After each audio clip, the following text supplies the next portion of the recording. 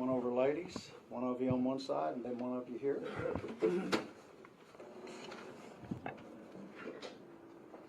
Got the doors closed. You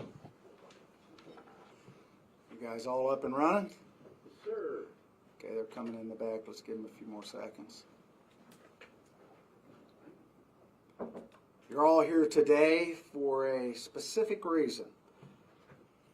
On Saturday, October the 14th at 12:30 p.m., two of our K-9 units conducted a traffic stop on Route 4. Two individuals were in the vehicles. One was Luis Hernandez Ramos, age 33, from Mexico. The other one was Douglas Martinez, age 27, from El Salvador. Both subjects displayed nervous behavior. The K-9s hit on the vehicle searched, and we ended up with 3 kilos of fentanyl. Now, what I want to talk about this, these two individuals are here illegally in this country. Don't know how long they've been here illegally. We have ICE holders on both of them at this point, which means hopefully they will not bond out. With this, I want you to realize, when they say the border is open or it's closed, it is not. This is just what we got on a routine traffic stop in Butler County going down the highway. This is enough fentanyl, pure, it's stamped, from Mexico. These two individuals are from Mexico. This is enough fentanyl to kill roughly 1.5 million people, roughly, okay? Now, keep in mind, that's enough fentanyl to kill everybody that lives in Columbus and enough fentanyl to kill everybody that lives in Cincinnati. I want to repeat that. Columbus and Cincinnati, that's enough to kill that many people. Now, that doesn't count them cutting it, making different shipments, putting different chemicals into it, and this is coming down. Now, if anybody would have bumped into these people or got close to these people, you would probably be killed today. You'd be killed instantly. These are serious people. They're in custody. We're asking for a no bond, that they not be bonded out, because they'll go right back. They'll disappear. We'll never find them. This is an ongoing investigation. I'm not going to tell you that there won't be more arrests made, but I will tell you this is very serious. We got to stop what's coming across the border. We got to stop the drugs coming across the border. We got to stop the people from coming across the border. It's all about the borders wide open. And if we're getting this here, can you imagine what's coming across? We're asking the governor's office, hopefully today, to give us more resources in Ohio. If the federal government's not going to close the border down, we need more resources here in Ohio. So I'm going to ask today that the governor give us more resources to stop this. We got to at least take care of our own citizens here in Ohio. Here in Butler County, we're doing well. This is what we got going on, and it's just driving down the highway. And it's going to kill, like I said, it's enough to kill everybody in Columbus and everybody in Cincinnati. And this is one of our biggest drug busts. These drug dealers work for the main drug cartel. I'm not going to tell you who they are, but it's a very large cartel. In Mexico, there's only 2 of them. There used to be more, but they kill them all off. They're shipping it in here because it's so easy to get in. And we got a lot going on right now. We got the federal government telling us that we're under terror threat. We got like 2 wars going on at 2 fronts. And then we got the border in Mexico. So I want to express this is dangerous, what it'll kill, and if you don't think this affects everybody, this is one of the largest in this area. At this point, I'm going to introduce Congresswoman Abrams, who is in charge of the criminal justice part of the House, and she has very important legislation that's going to address this. Then I'm going to allow Sarah Crothers, who's also a state representative. Go ahead. Thank you, Sheriff. Thank you all for being here today. I'm Cindy Abrams. I serve in the western portion of Hamilton County. The Sheriff and I, earlier this year, took a trip to the southern border. And on the way back, of course, we saw all of the illegal crossings and the trafficking and multiple pursuits and whatnot down there every single day. And on the way back, the sheriff said to me, I was a former Cincinnati police officer, and now I serve in the Ohio House as a representative, but I also serve as the chair of the Criminal Justice Committee. And he said, what are you going to do about it? What are you going to do to help keep Ohioans safe? And so I thought about that, and I thought about that, quite frankly, for a handful of months. And I do know that, as you all know, in the state of Ohio, we already have a handful of things going on, which I believe is positive. You know, we support educating people, right? We have to educate folks not to do this in the first place, not to get addicted. Once you're addicted, we have programs to help people once they're addicted. Of course, we want everyone to, you know, go down the path of being a law-abiding, you know, upstanding citizen. Then we have reentry programs when you're already in jail or prison, you find yourself there. We have reentry programs to help you get on the right path, okay, and not be on the wrong path. So, all that being said, you know, the other answer, which I believe was lacking in Ohio, our state law, you know, if the city of Cincinnati, which they do, the Cincinnati Police works with the federal government, the DEA, the ATF, the FBI, when they are working with the feds and they have an investigation that leads them to drugs, you are going to prison. The federal statute is much stronger than Ohio. So that was my answer. Again, we have all of this treatment, reentry, all these programs.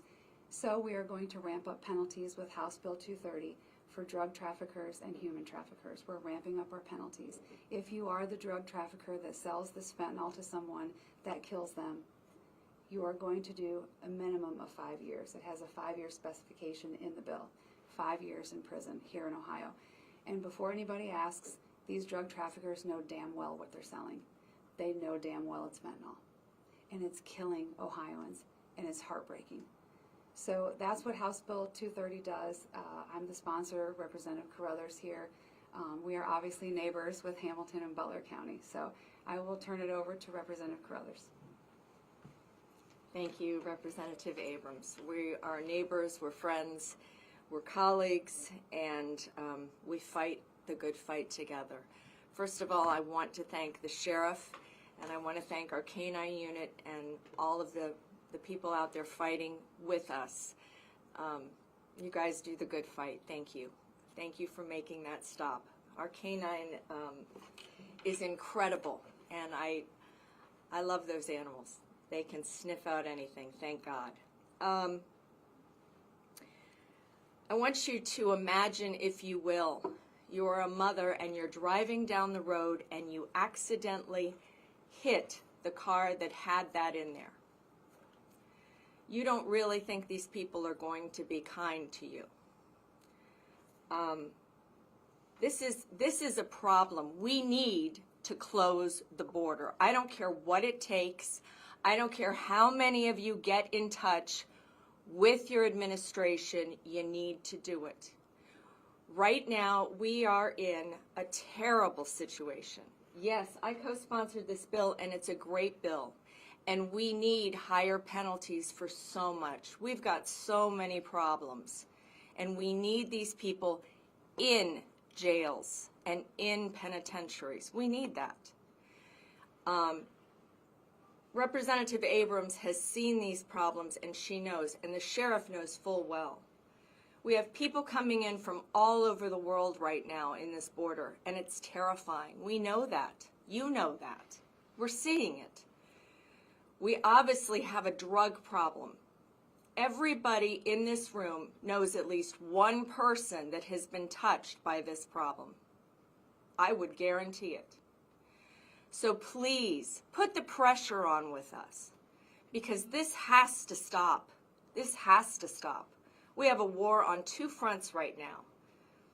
And now we have a bigger war. We have a war on drugs, and we have a war going on in Ukraine and with Hamas. And it has to stop.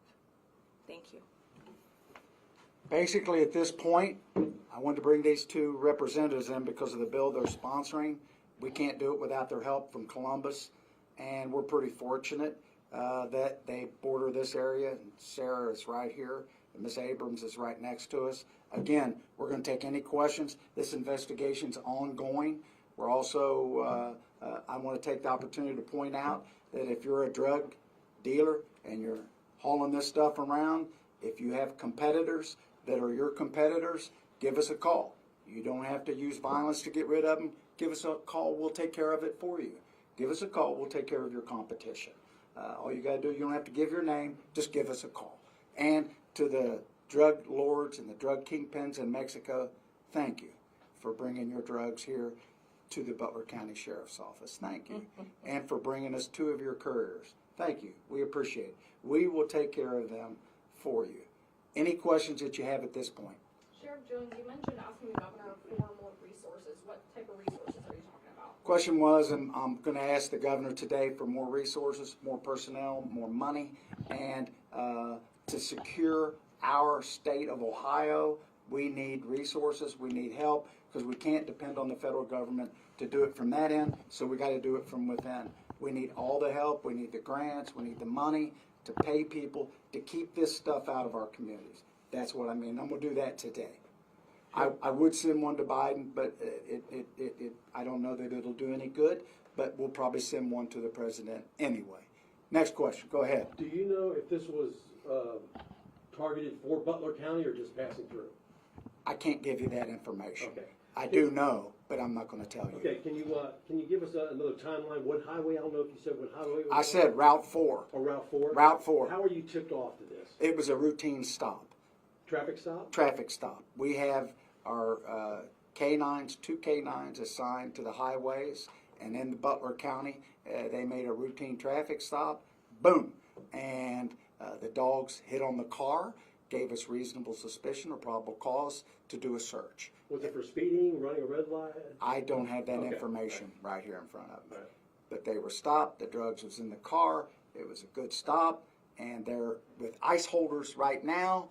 And we're dealing with the federal government on what they've done in the past. And again, we're asking that there be no bond on these individuals because they will leave immediately. Do you think there will be any message to the judge? I'm doing it through you guys. I hope that when they see this, when they go to court, which I assume they'll either go today or tomorrow, that there'll be a no bond. Because you can't, if you put a high bond on them, the drug kingpins will make that bond and they'll be gone.